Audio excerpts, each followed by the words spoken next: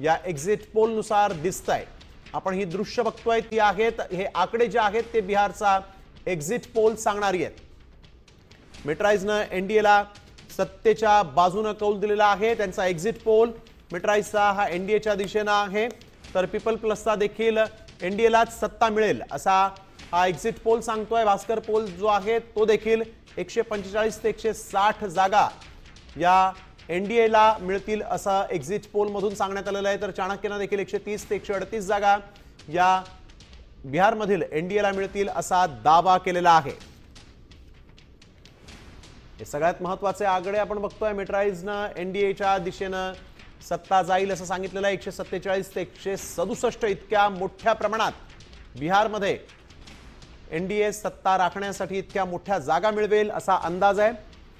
अर्थातच विविध कारणं देखील आहेत। पीपल प्लसने देखील एनडीएच्या बाजूनच सत्ता जाईल असं सांगितलेलं आहे। 133 ते 159 जागा या पीपल प्लसने देखील एनडीएला दिलेल्या आहेत। तर महागठबंधन आघाडी जी आहे, राहुल गांधी आणि तेजस्वी यादव यांचा मात्र या निवडणुकांमध्ये सत्ता राखण्यात त्यांना काही यश येईल असं एक्झिट पोलनं सांगितलेलं नाही, तसे आकडे दाखवलेले नाहीत।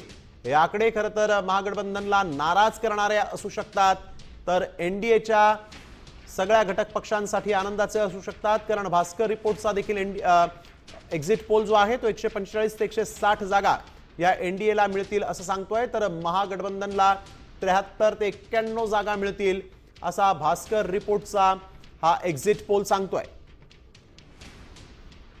चाणक्यने देखील एनडीएला 130 ते 138 जागा मिळतील असं सांगितलेलं आहे।